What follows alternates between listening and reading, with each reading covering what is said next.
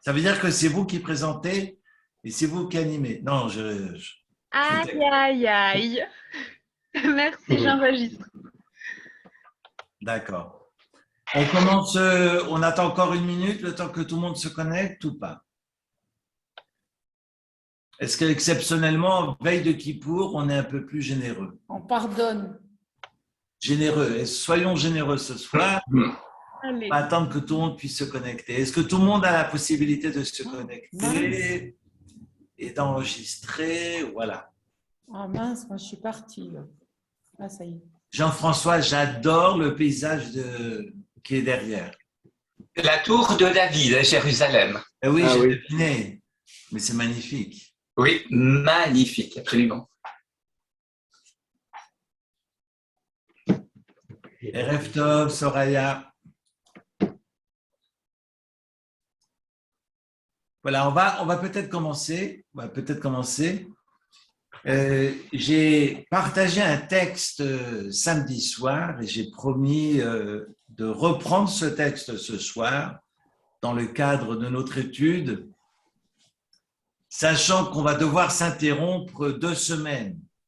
C'est pas grave, c'est des choses qui arrivent, mais exceptionnellement, on va pas pouvoir travailler la semaine prochaine parce que ce sera la fête des cabanes et la semaine d'après parce que ce sera la fête de Shemini Atzeret. Donc, on reprend le Zoom le 4. Le 4 octobre, c'est ça, hein? C'est lundi 4. Voilà. Normalement, c'est...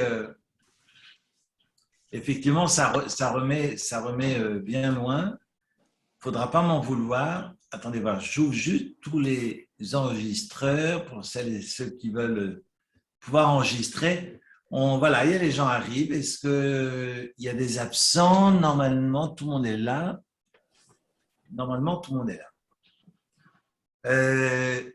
D'abord, Erev Tov les Koulam, on n'a pas pu étudier la semaine dernière. On va se rattraper ce soir avec un texte assez fascinant. J'avais très envie de réfléchir avec vous autour de ce texte. Je n'ai aucune idée à arrêter sur ce texte, mais j'avais très envie de l'étudier avec vous, surtout que j'ai eu la chance d'avoir des commentaires de Rav Elikan, Zichrono Tzadik Livracha, est une personne que j'ai beaucoup aimée dans ses explications. Et j'aimerais consacrer, ou plutôt dédier cette étude de ce soir, les Ilou Nishmat Rav Shmuel Cohen, Zichrono Tzadik Livracha. Ça fait 5 ans que Samuel nous a quittés, malheureusement, et j'aimerais pouvoir associer l'étude à, comme on dit, à l'élévation de son âme, les Ilou Nishmato. Shmuel nous a tellement inspirés, pas seulement les Sélas, mais nous a inspirés toutes et tous ici présents, et au-delà de celles et ceux qui sont présents. Et je crois que d'abord, il nous manque beaucoup, mais je crois que c'est important de prier pour l'élévation de son âme, parce qu'il nous a beaucoup éclairé de son vivant et il continue à nous éclairer autrement aujourd'hui par les enseignements qu'il nous a transmis. J'aimerais partager cette étude de Rav Elikan après ce Shabbat Shuvah, et on sait que c'est le Shabbat qui précède Yom Kippour, Shabbat Shuvah, le Shabbat du repentir. C'est le Shabbat que nous avions traversé il y a 2 jours. Le Shabbat du repentir qui précède le Yom Kippour. Et c'est vraiment la priorité des priorités du calendrier juif. Vous savez que Yom Kippour ne doit jamais tomber ni un vendredi ni un dimanche. Vous le savez ça. Yom Kippour ne peut jamais tomber ni le vendredi ni le dimanche. Il peut, et ça arrive assez souvent, que Yom Kippour tombe le jour du Shabbat. Et dans le rite ashkénaze, ça nous arrange bien parce que quand c'est Yom Kippour, le Shabbat, eh bien, on saute Avinu Malkeinu, on saute pas mal de textes. Et moi, quand j'étais gauche, j'étais content qu'on saute le maximum parce que ça nous permettait d'aller nous reposer. C'est vrai qu'aujourd'hui, d'être Chazan à Yom Kippour, moi, personnellement, vous allez me prendre pour un dingue, mais ça me repose parce que je suis actif. Mais quand on n'est pas actif et qu'on est assis derrière, et qu'on attend et qu'on écoute les airs, qu'on suit le rituel, mais qu'on subit et qu'on n'est pas meneur, mais qu'on subit, c'est plus compliqué. Je vous l'admets. En tous les cas, je ne sais pas si vous vivez ainsi, mais c'est pas évident de traverser Kippour, non pas en menant, mais en subissant. Voilà ce que j'aimerais effectivement vous dire, que Yom Kippour qui tombe Shabbat, ça arrive très souvent. Ce fut le cas, je crois, sauf erreur, l'année dernière. Ce n'est pas le cas cette année parce que ça tombe jeudi. Mais en tous les cas, Yom Kippour ne doit jamais tomber ni un vendredi, ni un dimanche. Erev Tov, bonsoir celles et ceux qui se joignent à nous. Ça me fait très plaisir. Et j'ouvre les micros si vous voulez enregistrer, enfin les enregistreurs. J'autorise évidemment l'enregistrement de... Pas un vendredi. Et pourquoi? Pourquoi pas un vendredi, pas un dimanche? Pourquoi? Alors, évidemment, c'était la question ma première question de ce soir. Il y a bien sûr une nécessité tout simplement pratique à cette règle du calendrier, parce que les interdits de travaux le jour du Shabbat et de Kippour ne sont pas, j'allais dire, gérables 2 jours consécutifs, Kippour et Shabbat. Parce que Kippour, les interdits du Kippour sont les mêmes interdits que le Shabbat. Vous allez me dire, oui, mais Kippour, c'est Yom Tov. Oui, mais les interdits de Kippour sont comme un Shabbat. C'est-à-dire que vous savez que la différence entre Shabbat et Yom Tov, c'est que Yom Tov, vous avez le droit de porter et de cuire à partir d'une flamme préexistante. C'est-à-dire que je peux prendre, par exemple, si j'ai une flamme qui brûle sur ma cuisinière, je peux prendre ma casserole et poser ma casserole dessus. Ce que je ne peux pas faire le Shabbat. Tout doit être pré-cuit. Et je ne peux pas, même pas réchauffer si c'est liquide le Shabbat. C'est interdit. Je ne peux réchauffer que si c'est du solide ou si je laisse ma casserole depuis la veille sur ma plata durant le Shabbat. C'est le cas aussi de porter. Si on est dans une ville où on ne peut pas porter, je ne peux pas prendre mon talit sous le bras pour aller à la synagogue. C'est très embêtant. Je peux vous dire que moi qui viens de Strasbourg, où il y a un héros et on peut porter, ça change la vie juive d'une ville. Et je peux vous dire que ce qu'on appelle le Tchoulen Park ou la Dafina Park, c'est-à-dire le jardin qui est à proximité de la grande synagogue de Strasbourg, vous voyez toutes ces mères juives avec leurs landaux, ça change la vie. Alors, c'est un détail, mais ça veut dire beaucoup. Ça change vraiment l'état d'esprit du Shabbat. Tout à fait. Et donc, quand c'est Yom Tov, évidemment, on voit de nouveau les landaux sortir à Genève, on voit les parents porter leurs enfants, ça change l'esprit. Sachez qu'à Kippour, on est dans les mêmes restrictions qu'à Shabbat. Donc, si nous avions Shabbat et Kippour consécutifs, eh bien, ce serait insupportable. Il y a aussi, au-delà du côté pratique, évidemment, une leçon extraordinaire. Il faudrait pas que Kippour, qui libère l'homme finalement de ses égarements, si j'ose dire, dans les mots de mon frère Rav Yitzhak Ackerman, que Kippour, qui libère l'homme de ses égarements, débouche sur le Shabbat, ou que Shabbat, qui délivre l'homme de l'asservissement en nécessité, parce qu'il faut bien qu'on aille courir et qu'on prenne son tram 12 pour aller travailler, mais que le Shabbat qui délivre de l'asservissement en nécessité débouche sur le Kippour. Kippour et Shabbat doivent nous amener à donner un sens à notre quotidien, raison pour laquelle et l'un et l'autre ne peuvent pas être consécutifs. La leçon de se dessaisir donnée par le Shabbat n'est pas opposée évidemment à la notion de pardon qui transpire et qui est véhiculée par la fête de Kippour. Et donc ces notions sont évidemment complémentaires tant pour le Shabbat que pour le Kippour, raison pour laquelle doivent toutes les deux nous conduire vers des jours de la semaine, vers ce qu'on appelle Yemei HaMaaseh, pour pouvoir rayonner sur ces Yemei HaMaaseh. Raison pour laquelle Kippour et Shabbat ne peuvent pas être juxtaposés, ne peuvent pas être consécutifs. Et On a le nous droit devons de- évidemment retourner dans le monde de l'action, je dirais. Et Non, mais après, il va changer. nous avons évidemment Il faut lui dire maintenant. ce que nous percevons Examen. tant dans le Shabbat que dans le Kippour. Examen. Eh bien, je suis obligé d'avoir de la distance entre l'un et l'autre pour nous permettre évidemment de retrouver ces yémés amassés et être dans l'action ou dans le rayonnement de ces deux fêtes sur les jours de la semaine. Oui, Est-ce qu'on a le droit de porter une clé sans ceinture le jour de Yom Tov? sans ceinture, bien sûr. Tu as Pourquoi? le droit de À Yom porter- Tov, on a le droit de porter. On peut tout porter. Même si On c'est peut pas même de la prendre nourriture, son casse-croûte pour aller à la synagogue. Oui, la nourriture, je sais, mais la clé, normalement. Non, on peut tout porter. Ok. Même une bicyclette. La bicyclette sous le bras. Non, la bicyclette, ça ne peut pas. Mais non, on peut porter le jour de Yom Tov.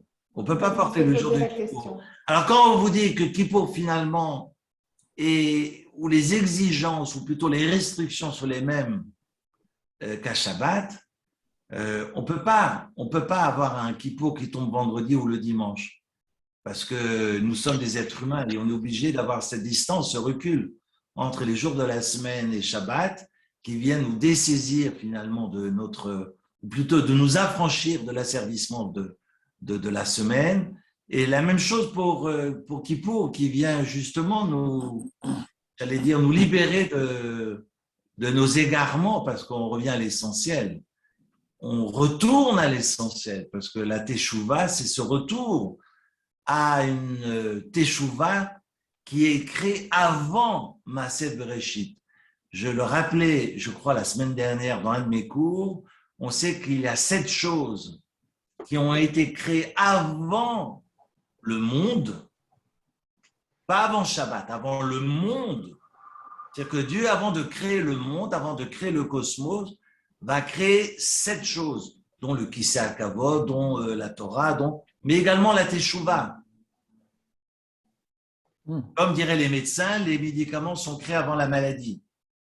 Mais cela veut dire aussi que quand on fait ce retour, et donc Teshuvah, ce n'est pas une réponse, c'est un retour, mais un retour au temps originel, finalement de retour à l'essentiel, de s'affranchir du superflu. Oui, Maurice. Oui, ben je voulais justement dire, Teshuvah, c'est retour et c'est aussi réponse. C'est une réponse pour le retour. C'est une réponse au retour. À quoi C'est intéressant, servait, Teshuvah. à quoi servait la Teshuvah, la création de la Teshuvah à l'origine, alors à la source, et puisqu'il n'y a pas de raison de faire Teshuvah? Bonne question. Il pourra créer la Torah alors que l'être humain n'est pas encore là. C'est le programme. Mais je peux semer la zizanie en reposant la question, mais c'est du même acabit. Comment se fait-il que si Pessah vient commémorer la sortie d'Égypte, que Abraham Avinu commémorait déjà Pessah en son temps? Juste.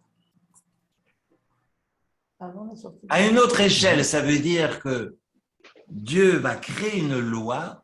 Cette loi, à travers une tradition orale, va être pratiquée parce que la Torah va être révélée sur le plan écrit seulement à Matan Torah, seulement au Sinaï. Mais avant qu'elle ne soit révélée, elle est pratiquée. Donc la tradition orale précède la tradition écrite. Et Pessah a toujours été célébré et effectué par nos aïeux, par nos patriarches. Ensuite, la sortie d'Égypte va ancrer Pessah dans le temps. Mais Pessah, cette libération de soi, je dirais, a toujours existé et est une exigence pour se constituer. Donc, ce n'est pas propre à la sortie d'Égypte, c'est propre à sa propre sortie, j'allais dire. Raison pour laquelle je reviens maintenant à la Teshuvah. La Teshuvah, elle est importante d'être là avant Maaseh Bereshit. Et comme nous le mentionnons l'autre soir, pour celles et ceux avec qui nous étudions, quand on dit que Dieu efface tout, moi, si quelqu'un me vexe et qui me demande pardon, évidemment, je vais le pardonner. Mais je garde ça dans mon cœur. On dit très souvent pardonner, mais pas oublier. Eh bien, Dieu pardonne et oublie. On recommence à zéro. Personne, aucun être humain, il n'y a que Dieu qui peut le faire. Aucun être humain peut mettre à zéro les compteurs et se dire, on oublie tout et on recommence à zéro. Impossible. Ça, c'est la force de la Teshuva. Mais la Teshuva n'est pas une obligation, comme nous l'apprenions samedi soir à travers les textes de Maïmonide. Parce que le Rambam dit, ce n'est pas une mitzvah de faire Teshuva. En revanche, si je veux faire Teshuva, j'ai une obligation, une mitzvah de faire le vidouille, de me confesser, de regretter la faute. Et raison pour laquelle Maïmonide va parler de 3 étapes, qui est la reconnaissance, j'ai fait une erreur, de regretter, je vous prie de bien vouloir m'excuser, non pas je m'excuse, comme on dit aujourd'hui, qui est une expression que je déteste, et ensuite ne plus recommencer dans les mêmes conditions. Ce sont les 3 conditions qui permettent à la Teshuva de prendre, évidemment, de prendre place. On retrouve, ce sont les lois de la Teshuva de Rambam. Si vous voulez étudier ces lois en long et en large, ça vaut la peine parce que c'est très, très important de comprendre que signifie la Teshuva et comment se construit, évidemment, ce qu'on appelle la repentance, ce retour finalement à l'essentiel, ce retour à soi. Ça me rappelle la parabole qu'on apporte dans le Talmud, où lorsque l'enfant naît dans le fœtus, ou plutôt le fœtus, l'enfant sait tout, et au moment où il sort, un ange vient passer le doigt sur sa lèvre supérieure, ce qui peut-être expliquerait ce renfoncement qu'on a ici sous le nez, et que finalement, quand on va étudier, c'est pour retrouver son état originel. C'est pas d'acquérir du nouveau, mais c'est d'acquérir quelque chose qu'on savait déjà mais qu'on a oublié. Et on est dans la même démarche dans la Teshuva. Finalement, on revient à ce temps originel.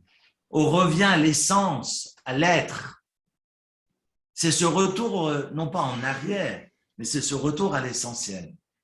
C'est pas faire marche arrière, c'est aller de l'avant, évidemment, parce que on se construit. Mais dans la Teshuva, je suis dans la même démarche que cette parabole magnifique où l'ange vient faire oublier à l'enfant tout ce qu'il a étudié. Et donc, quand il va étudier, il ne va pas acquérir du neuf, mais il va acquérir du déjà vu. Après, vous allez me dire, oui, mais il y a des choses que j'apprends, mais j'ai l'impression de les avoir déjà appris. Comme certains me disent, par rapport aux couleurs, ou par rapport aux odeurs, ou par rapport à des paysages, tiens, je connais. Mais bon, je ne veux pas rentrer maintenant dans ce sefer particulier sur toutes les réincarnations, mais je fais abstraction maintenant de toute cette approche, mais simplement qu'il y a un retour finalement à l'essentiel. Ce que je veux mentionner ce soir, c'est cette notion de Teshuva, propre à la fête de Kippour, ou la kapara, finalement, ou le pardon, parce que la journée en soi est, si j'ose dire, pardonnante. Parce que je suis pas, il n'y a pas de dichotomie, c'est-à-dire que je ne suis pas dans Kippour et je fais une démarche de pardon, c'est que Kippour pardonne en soi. Mais Kippour, évidemment, si c'est vécu sincèrement et honnêtement, Kippour en soi ne va agir que sur les lois qui m'incombent dans mon rapport à Dieu et pas dans les lois qui m'incombent dans mon rapport à l'autre. Parce que si j'ai commis des horreurs, ça ne sert à rien d'aller se choklen, prier et se prosterner à la synagogue. Il faut d'abord que j'aille demander la mechila auprès de celles et ceux que j'ai offensés, que j'ai bousculés. Si j'ai commis du tort auprès de quelqu'un, je dois m'excuser, je dois demander le pardon auprès de ces personnes. Le bon Dieu n'a que faire de mon pardon. Donc, le Kippour n'intervient que dans les lois qui m'incombent, dans mon rapport à lui, autrement dit, à l'Éternel. je ne peux pas imaginer que Kippour me pardonnera dans les lois Ben Adam Lachavero entre moi et mon prochain. Si j'ai volé, je dois rendre ce que j'ai volé. Je ne peux pas aller pleurer à la synagogue. Je dois aller d'abord réparer mon crime ou mon vol, ce que j'ai commis. J'aimerais aussi, parce qu'on est sur la dernière loi de la Torah dans la paracha que nous avons lue ce Shabbat, qui est le Shabbat Vayelech, où nous avons donc cette obligation d'écrire un Sefer Torah. Certains maîtres diront, évidemment, est-ce qu'il s'agit d'aller prendre une plume et de rédiger sur du parchemin toute la Torah? Certains diront que d'acheter des livres et répond à cette mitzvah d'acquérir, ou en tous les cas d'écrire un Sefer Torah. L'idée, c'est pas d'écrire pour écrire, l'idée, c'est d'écrire pour transmettre. Parce que l'essentiel dans cette 613e mitzvah, des 613 commandements de la Torah, que finalement la mitzvah 613 d'écrire un Sefer Torah, c'est dans le but de transmettre la parole divine. Et quand bien même on viendrait douter de cette parole, on posait la question, mais est-ce qu'on est sûr qu'il n'y ait pas eu de falsification, que cette parole est réellement la parole qui a été transmise il y a 3500 ans? Évidemment, c'est une question que tout le monde peut se demander. S'il n'y a pas eu de modification, évidemment, si c'était le cas, ce serait gênant pour nous. Mais la réponse est toute simple. Il y a une question qui m'a été posée. La réponse est toute simple. Et tient un phénomène. Nous sommes un peuple qui étudie. Pas qui écrivons. C'est important ce que je dis sur la 613e mitzvah. Parce qu'il ne s'agit pas d'écrire pour écrire, il s'agit d'écrire pour étudier et transmettre. L'ilmod ou l'elamed, l'asod, l'ishmor, c'est ce que nous récitons dans la prière quotidiennement. Nous sommes un peuple qui étudie. Donc un texte peut être modifié très facilement si personne n'y prête attention. Mais on est tous dessus. Depuis 3000 ans, on est tous, tout un peuple. Il y a plus de la sortie d'Égypte, on était 5-6 millions.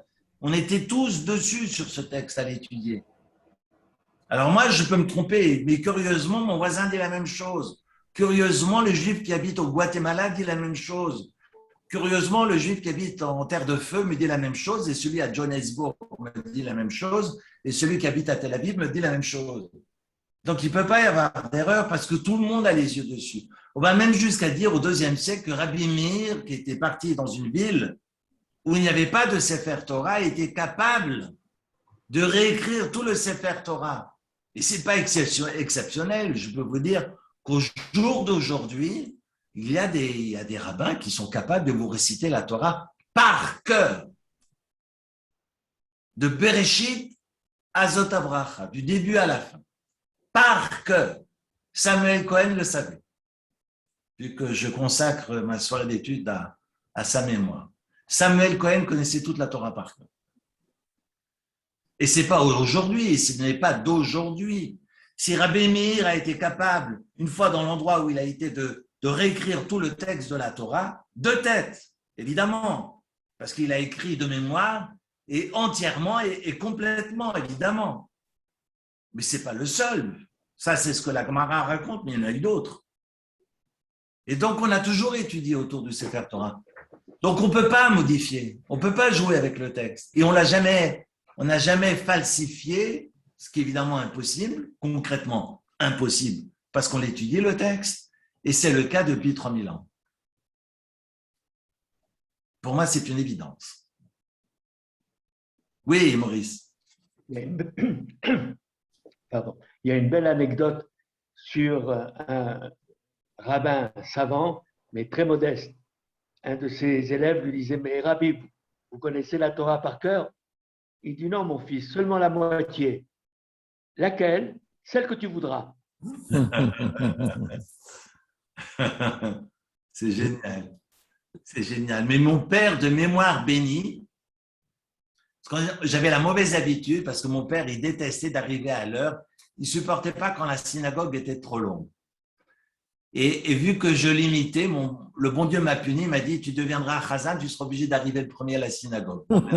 J'ai compris, je remercie le bon Dieu de m'obliger à être le premier à la synagogue. Mais je peux vous dire que quand j'étais gamin et que j'accompagnais mon père, on arrivait toujours au début de la lecture de la Torah.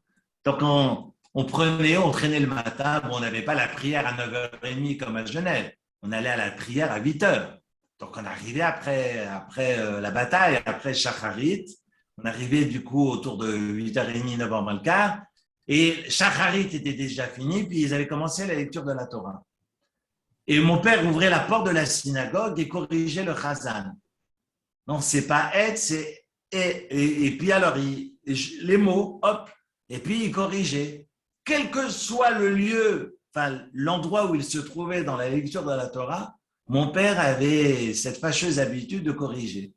Donc, les gens avaient peur de mon père parce qu'il connaissait tout par cœur. C'était évidemment, comme Samuel avait lu pendant des années. À un moment donné, vous l'avez tellement répété que demandez au grand rabbin Dayan de vous réciter des versets. Il y a des textes, évidemment, que quand on étudie dans la Gemara et qu'on est devant un verset, on commence le verset dans le texte de la Gemara et on le continue par cœur. Mais combien savent le faire? Oui, oui, bien sûr. Je me suis posé la question, c'est juste pour enrichir le débat. Les rois, avant l'an 2000, les rois qu'on a eus jusqu'à deuxième Beth Amikdash avaient chacun son Sefer Torah d'accord ? À disposition, bien Donc, sûr. ça veut dire historiquement, on a des preuves comme quoi le Sefer Torah a existé avant. Avant, il y a 2000 ans. Oui. Ça, c'est une preuve. Maintenant, que sont devenus ces Sfarim qui ont été écrits avant il y a 2000 ans?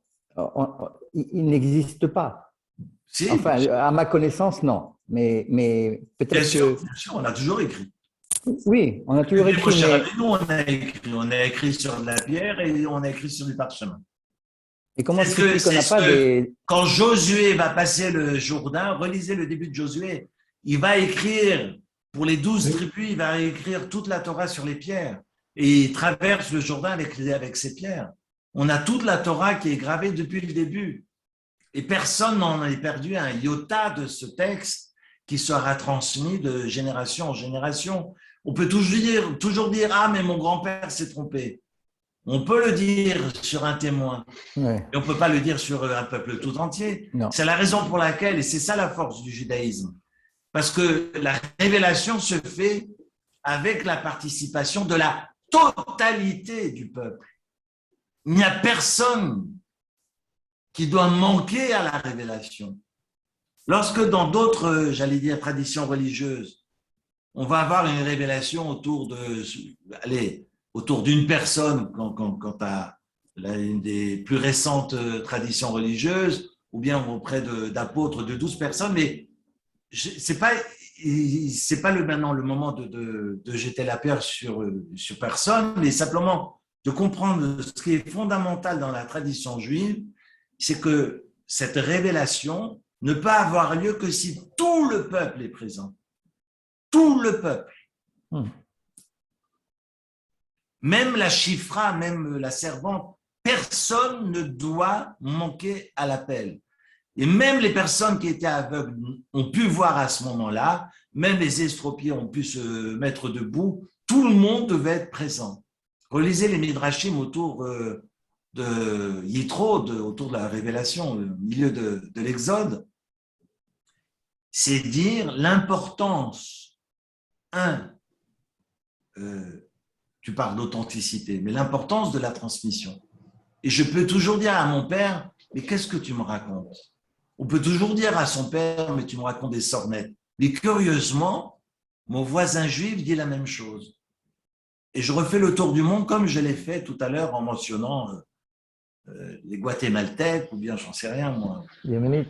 les Juifs de Johannesburg ou de Bombay. Mais curieusement, ils me mentionnent le même texte.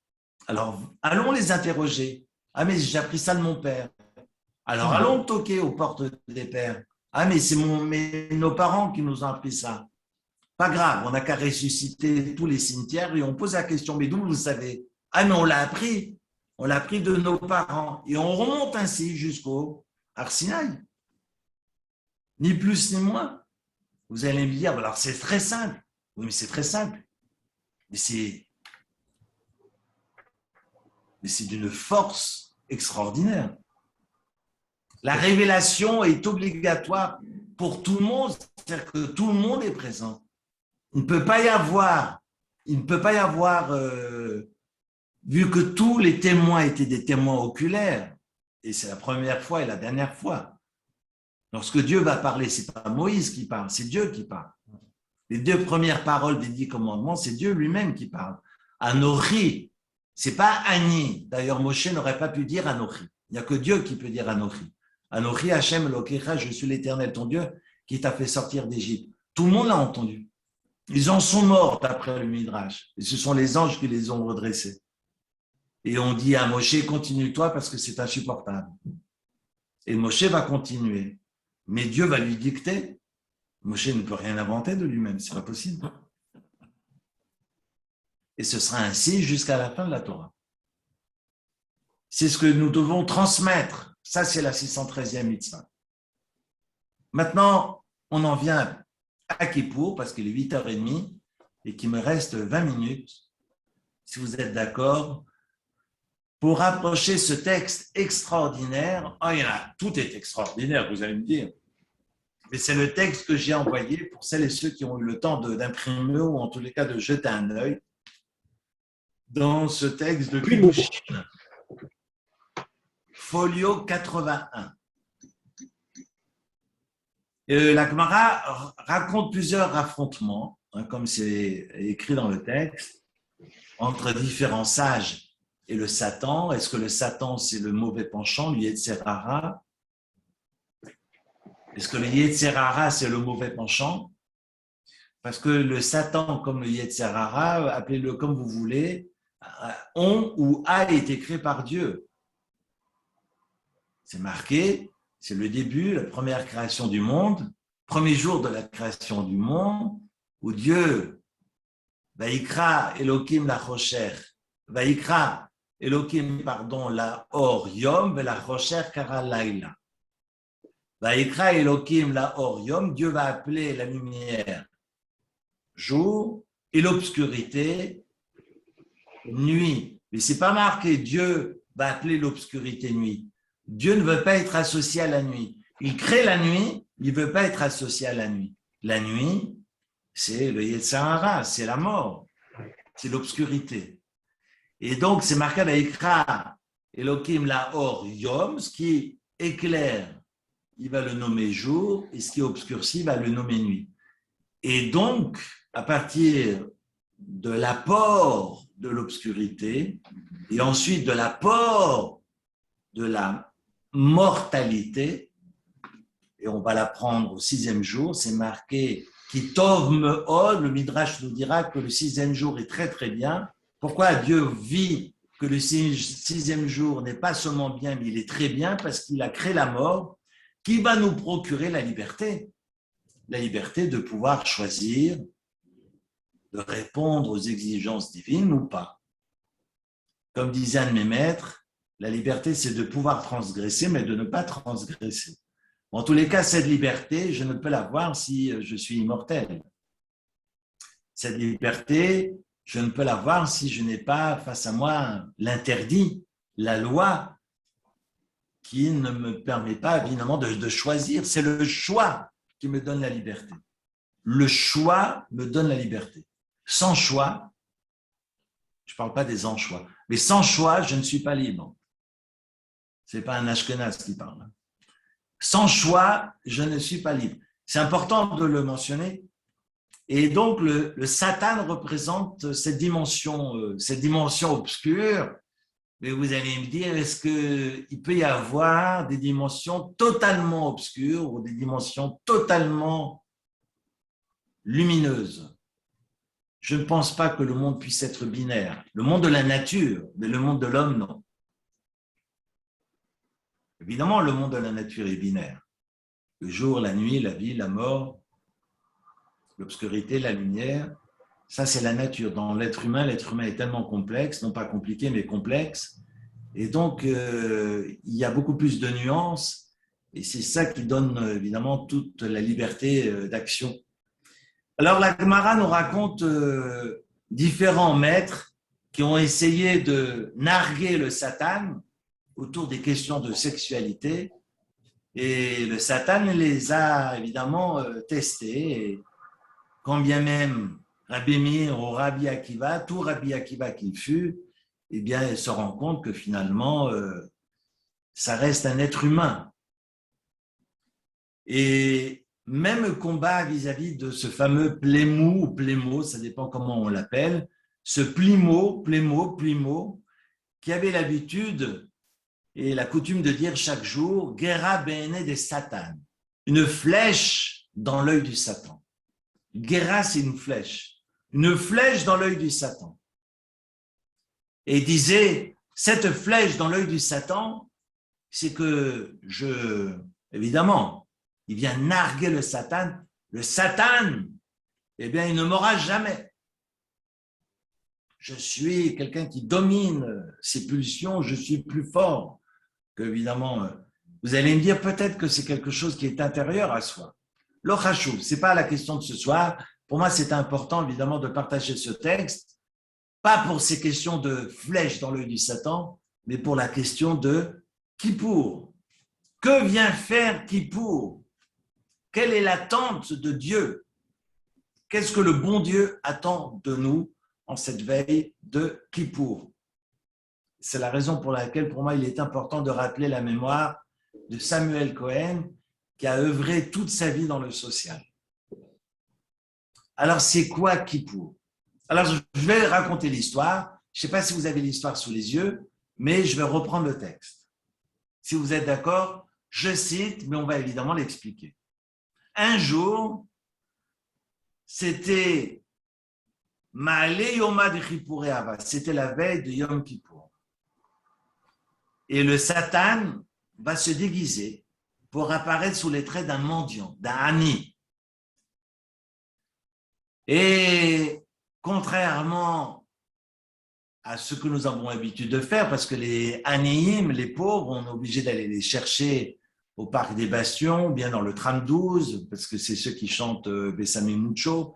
Je ne sais pas, on est venu me dire qu'ils avaient des châteaux en Roumanie, mais bon, peu importe, mais en tous les cas, très souvent, vous voulez donner de l'argent aux pauvres. Alors, certains viennent à la synagogue vous tendre la main. Il y a celles et ceux qui ne tendent jamais la main. Vous savez ce que c'est le chesed? Pourquoi on dit que Rivka, c'est une parenthèse, mais pourquoi on dit que Rebecca incarne la bonté, la générosité? Parce que Rebecca est allée nourrir des chameaux. Et nourrir des animaux, c'est nourrir des créatures qui ne tendent pas la main et qui ne viennent pas vous dire « Excusez-moi, est-ce que vous auriez un verre d'eau? Est-ce que vous auriez un bout de pain parce que j'ai faim ?» L'animal ne vient pas demander. Parce qu'il y a celles et ceux autour de nous qui demandent. Et je peux vous dire que de se dévêtir, de se mettre à nu et de tendre la main, c'est très difficile. Parce que pas tout le monde a le courage de tendre la main quand, évidemment, il y a difficulté. Et bien la générosité, c'est d'anticiper sur celles et ceux qui n'osent pas tendre la main et de les nourrir. Comme ce fut le cas entre Rebecca et les chameaux. Raison pour laquelle on parle de cette incarnation de la générosité en la personne de Rebecca. Je reviens à mes moutons. C'est vrai que nos animes, nos pauvres, eh bien, pas besoin d'aller à Honolulu ou plutôt à Haïti, c'est le cas actuellement avec tout ce que Haïti a souffert, mais on a aussi des personnes qui sont dans le besoin à Genève. On n'ose pas trop le dire d'ailleurs. parce que ça ne se fait pas d'être dans le besoin. Il y a cette honte. Eh bien, là, on a un pauvre qui n'attend pas qu'on vienne à la synagogue pour nous demander, il vient toquer à notre porte. Extraordinaire. Voilà un pauvre pratique qui nous rappelle à notre devoir en venant nous chercher chez nous, à domicile. Alors, il appelle à la porte, Atakara Baba, et il vient demander l'aumône à la porte de chez Monsieur Plimo. Évidemment, à Fikou les Rifta, et Plimo entrouvre la porte et lui donne un bout de pain. C'est intéressant, hein, ce mouvement, hein, de donner. Donner à ce Hani qui réclame de la nourriture. Je posais la question l'autre soir, mais si quelqu'un met j'ai faim et qu'on lui donne un bout de pain et qu'il dit non, mais c'est de l'argent que je veux, c'est difficile. Finalement, comment réagir devant ces pancartes qu'il y a en ville? Mais sincèrement, c'est difficile. Moi, je suis en difficulté par rapport à... Et puis, si vous allez en Israël, il y a des quartiers, à Jérusalem, vous devez avoir suffisamment de monnaie en poche parce que vous ne pouvez pas donner à l'un et pas donner à l'autre. Et si vous voulez donner à tout le monde, ben, vous passez la journée à donner. Et tant mieux, parce que de toute façon, on sait bien que l'argent, en hébreu, se dit zouzim. Zouzim, ça veut dire qu'il bouge. Ça va, ça vient, comme disait Coluche, mais quand ça vient, ça va. Mais ça, c'est là pour circuler. Hein, quand on est au cimetière, on a beau accumuler, avoir beau acquis des millions, mais les millions, ils ne partent pas avec nous. Donc, de toute façon, les zouzim sont là pour circuler et permettre au monde entier, évidemment, de manger à sa faim. Bref, voilà que le pauvre toque à la porte et puis il lui sortent un bout de pain et lui donne. Alors, évidemment, le pauvre, qui n'est pas un pauvre docile, hein, il n'est pas un pauvre comme les autres, il ne se laisse pas faire. Si j'avais su, alors il lui dit, Amarle, Yoma ki aidna, un jour comme aujourd'hui, c'est-à-dire on est à la veille de Yom Kippour, Kule alma gava, et tout le monde est à la maison, chacun est chez soi, il est en train de manger dans le confort de la maison. Hein, vous avez en gras la traduction et puis en moins gras ce qui est ajouté en guise d'explication. Ça me rappelle, comme je disais, Motzei Shabbat, ce texte que nous clamons le soir de Pessah en disant « Ha l'achmania, voici le pain de misère » et puis on dit « Kol dirfin yete v'yechol » que tout celui qui a faim vienne et mange. Mais vous criez « Tout celui qui a faim vienne et mange » le soir de Pessah, alors que vous avez mis la chaîne à la porte, vous avez mis les verrous et la barre transversale, pour être sûr que personne n'entende, que tout celui qui a faim vienne et mange. Et mon Dieu, pourvu que personne ne m'ait entendu. Mais bon, sachez juste une chose, c'est qu'à l'époque du temple, on sortait dans la rue pour demander à celles et ceux qui n'avaient pas de lieu où manger, de bien vouloir s'associer à notre humble repas. Évidemment, on ne dit pas Kol Yirtin Veite Ve'echol, que tout celui qui a faim vienne et mange. On ne le dit pas enfermé chez soi à double tour. Quand on est face à des gens qui ont faim, il faut aller les chercher. Je racontais cette histoire d'ailleurs que j'ai entendue, extraordinaire. Ça se passe en Israël, histoire véridique. Ça se passe en Israël et c'est un couple qui, à chaque fois en sortant de la synagogue, il y avait un Hani, un mendiant qui suivait ce couple-là, et c'est un couple qui avait grandi avec ce mendiant. Ils ont des enfants, l'appartement évidemment se fait petit, et puis un beau jour, parce que ça fait 15 ans que le Hani vient manger chez eux, tous les Shabbats midi, Chok velo yavo, il n'y a rien à faire, et un beau jour, ils décident de déménager, et puis ils se disent, tu sais quoi chérie, on déménage, mais on ne dit rien aux mendiants, on ne dit pas où on habite. Et c'est ce qu'ils vont faire. Et ils vont déménager, le Shabbat qui va suivre, comme on dit en hébreu, sababa.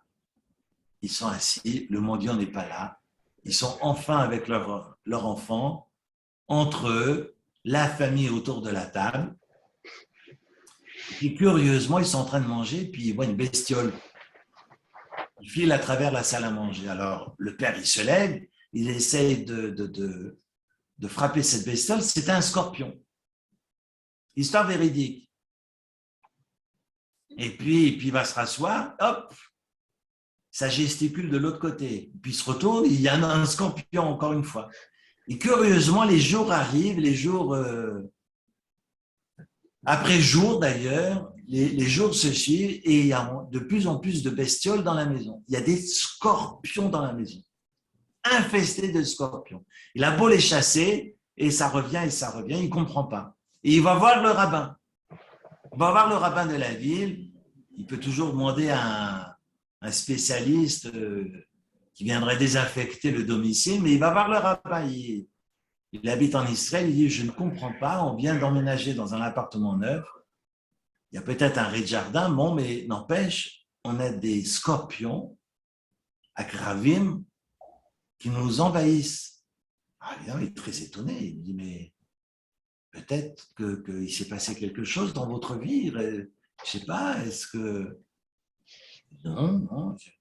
Il y a eu peut-être des changements.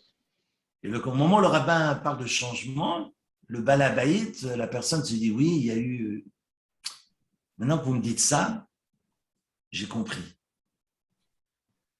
Le Shabbat qui va suivre, il demande au pauvre, qui est toujours là, le Shabbat, il lui dit « Mais… la semaine dernière, et puis il y a 15 jours, vous ne l'avez pas trouvé parce qu'on a déménagé. Alors suivez-moi maintenant et je vous montre notre nouvelle demeure. » Et le mendiant va les suivre et les scorpions ont disparu.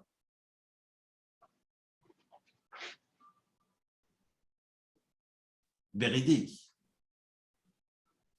C'est intéressant, hein, cette idée de… Le chesed, on ne sait pas et on ne mesure pas l'action que l'on fait. Évidemment, là je parle de générosité, d'élan vers l'autre. Cet élan vers l'autre, évidemment, c'est la base de la Torah. C'est la base, la relation humaine.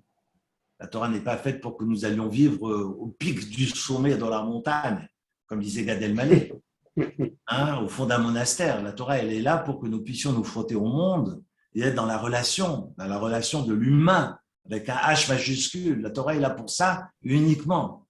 Et c'est ainsi, avec l'autre, que nous pouvons nous inscrire dans cette tension, dans cette asymptote, comme disait mon père, dans cette unité, parce que Dieu est cette unité-là. Je reviens à mes moutons.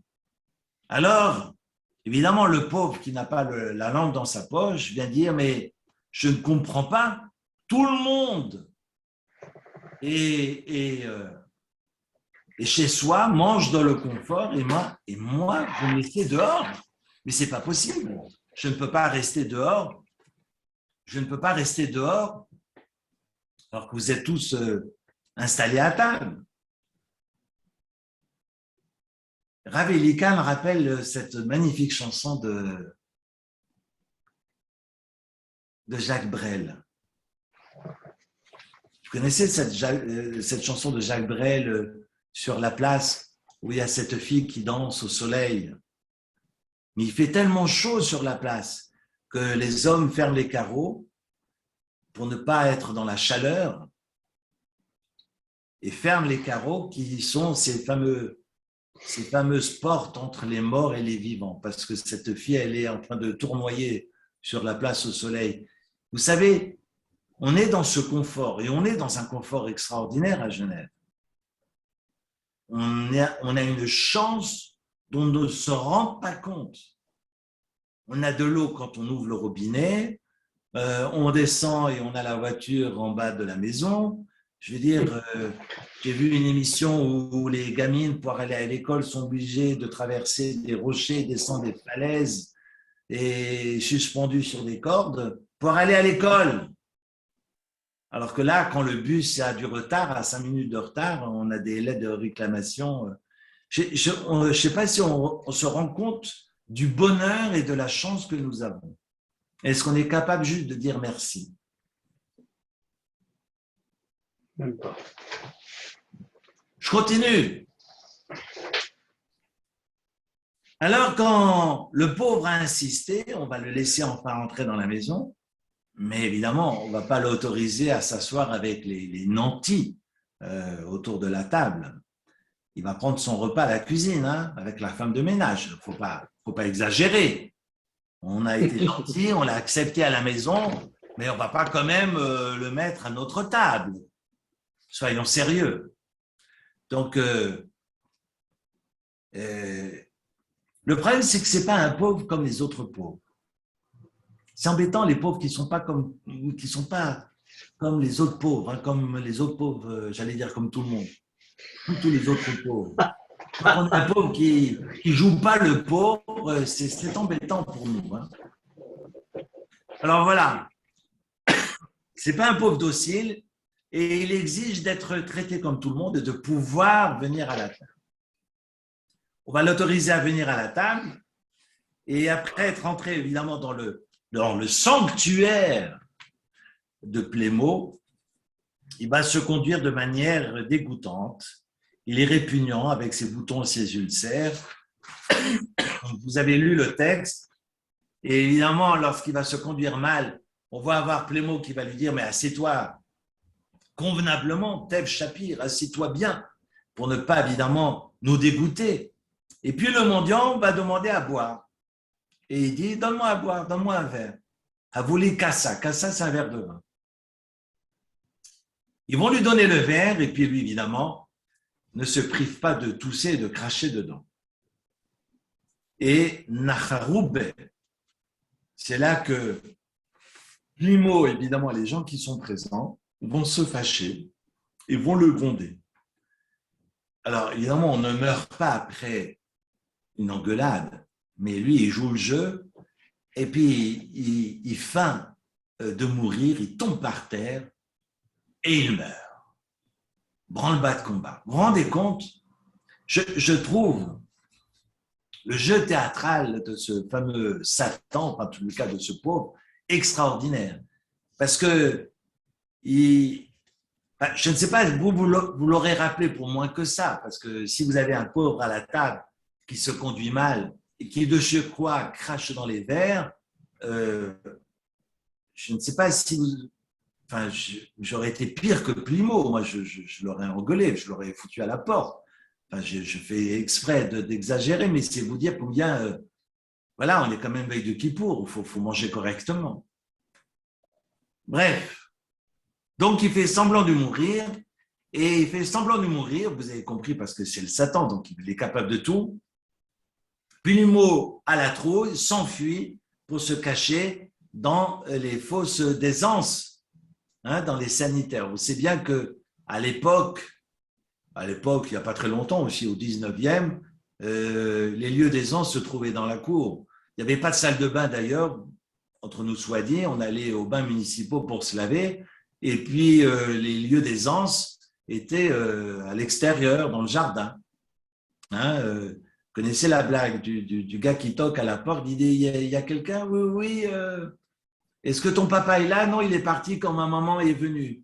Mais alors, passe-moi ta maman. Mais non, ma maman, elle est partie quand mon frère est venu. Alors, passe-moi ton frère. Non, mon frère est parti. Mais je suis où? Ben, vous êtes devant les toilettes, monsieur. Mais c'est une blague, hein, mais qu'on raconte. Évidemment, parce qu'aujourd'hui, ce serait complètement méconnaissable, on ne connaît pas ces lieux, mais moi, je me souviens encore dans les villages où on avait ces lieux à l'extérieur, dans le jardin du fermier, et je pense que du côté en Suisse romande, on a pu connaître ce type de lieu. En tous les cas, on a un Plimo qui prend la fuite et qui va se cacher dans les lieux d'aisance. Et évidemment, devant la voix de sa conscience qui lui dit qu'il est un assassin, Plimo se trouve pas d'autre moyen que de fuir et va se cacher là où il peut. Ça rappelle, comme disait Rav Elikan Zatzal, ce texte de Victor Hugo qui, ce Caïn complètement culpabilisé qui va se cacher dans la tombe, et l'œil était aussi dans la tombe et regardait Caïn, vous connaissez ce texte par cœur, et on a beau avoir ce Caïn qui culpabilise, ce Plémo qui culpabilise, Et la conscience va le suivre. Et cette conscience, évidemment, c'est le Satan qui va le suivre, mais qui est toujours déguisé en Annie, toujours déguisé en pauvre. Et voilà que Plémo va tomber à ses pieds. Nous avions le propriétaire qui était droit comme un i, et le pauvre qui s'inclinait devant lui tendait la main. Et là maintenant, voilà que Plémo tombe vraiment très très bas. Si bas, imaginez-vous que c'est le pauvre qui est debout face à lui et Plémo qui est par terre. On a évidemment des rumeurs qui vont dire oui, il y a Plémo qui a tué un homme, quelqu'un me parlait de Twitter. C'est vrai que Twitter va très très vite, mais on voit aussi que dans les journaux comme voici, vous avez à peine levé le petit doigt que toute la ville est au courant. D'ailleurs, à Genève, non pas à Genève, à Genève, quand vous faites quelque chose de travers, personne n'est au courant. Mais je parle des autres villes, hein, parce qu'à Genève, tout va bien, même, et on a une communauté exemplaire. Mais je parle des autres villes. Quand les gens font des choses de travers dans les autres villes, là, évidemment, tout le monde est au courant et c'est dans la une des journaux. Enfin bref, donc l'heure du bilan est arrivée et évidemment, on a ce Plémo qui a perdu de sa superbe et qui va essayer, nous raconte le texte, évidemment, de lui demander le pardon. Alors, je vais juste reprendre le texte tel que je voulais envoyer.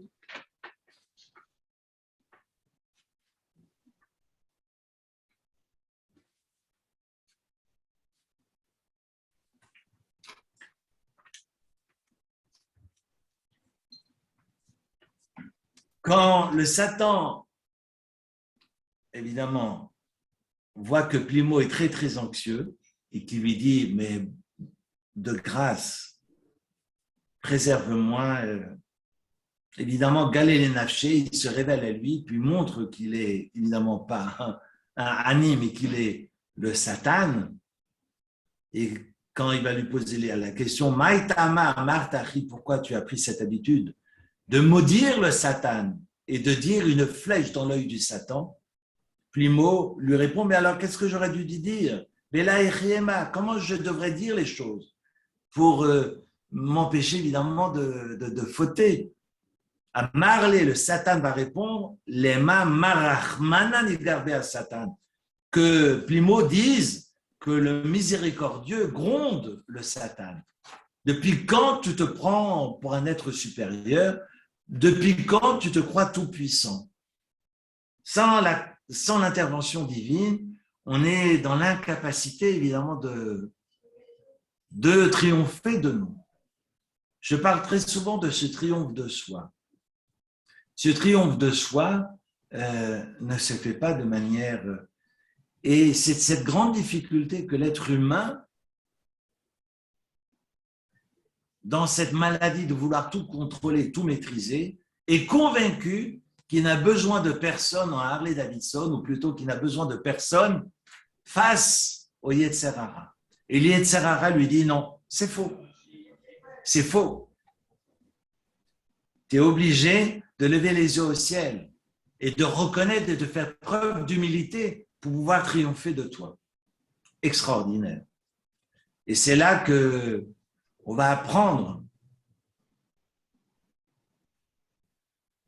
qu'il ne suffit pas d'être respectueux de la Torah, qu'il ne suffit pas d'être respectueux des mitzvot, qu'il ne suffit pas de s'asseoir à la table, veille de Yom Kippour pour manger et nous préparer à l'entrée du Kippour. Si nous sommes dans l'incapacité à ouvrir les yeux sur les besoins d'autrui, alors Kippour, ou plutôt le repas de Kippour, n'apporte rien. J'irais jusqu'à dire même Kippour n'apporte rien. Si c'est de toujours recommencer les mêmes travers, sans d'ouvrir les yeux, sans d'être en capacité d'être à même de nous soucier des besoins d'autrui, eh bien Kippour sert à quoi?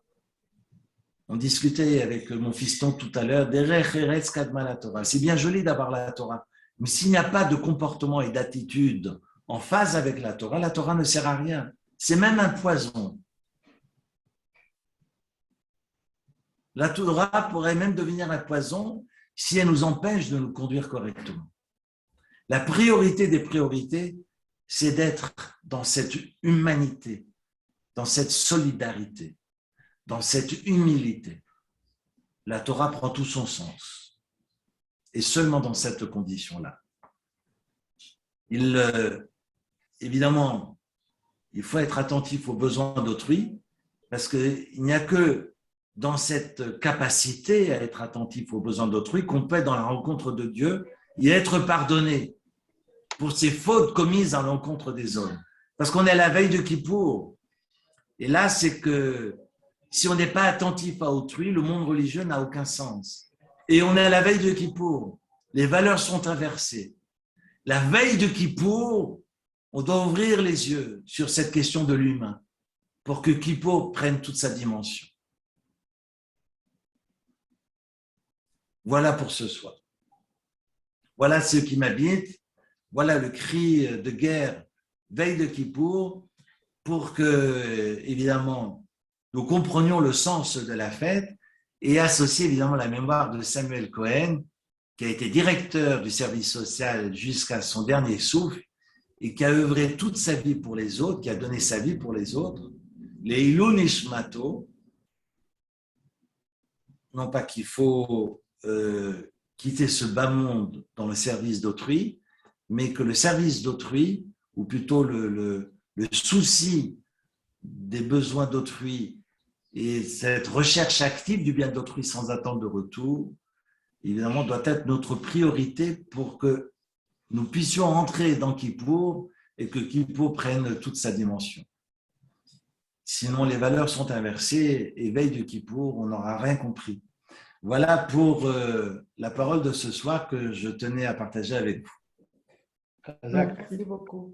Merci. Un très grand merci. Merci beaucoup. Merci beaucoup. Merci à vous. Merci Eric. Merci. Gmar Khatima Tova, tout le monde. Oui, Gmar Khatima Tova et beaucoup de belles choses, surtout une année sucrée comme le miel à toutes et à tous. Amen. Une très bonne santé. Amen. Et j'espère que, à part le bal masqué, on n'aura plus besoin de se masquer cette année. Amen. Et que le corona deviendra juste une bière et pas plus que cela. Et que le confinement, ça sera uniquement pour se réchauffer les temps de neige et de bourrasque, mais que nous puissions retrouver la vie de communautaire. Vivre communautaire, c'est le vivre ensemble au sens large du terme, parce que l'être humain ne peut pas vivre seul. Et donc, Merci d'avoir fait revivre. Merci d'avoir fait besoin de conjuguer avec tout le monde pour redonner du sens au monde dans lequel on est. La solidarité, non pas le nivellement, il ne s'agit pas de se ressembler, mais il s'agit d'être ensemble avec les différences de chacun pour enrichir et donner du sens à la vie. Merci d'avoir fait revivre la mémoire de Samuel. Merci, merci. Très gentil. Merci à vous. Merci. Merci. Merci, Khatima Tova. Et Khatima Tova, une bonne santé. Une bonne santé, qu'on n'entende que de bonnes nouvelles. Amen. Amen. Amen. Amen. Amen, amen. Merci beaucoup, Gmar Khatima Tova à tous. Khatima Tova à tous. Merci Sarah pour les enregistrements. Merci Sarah.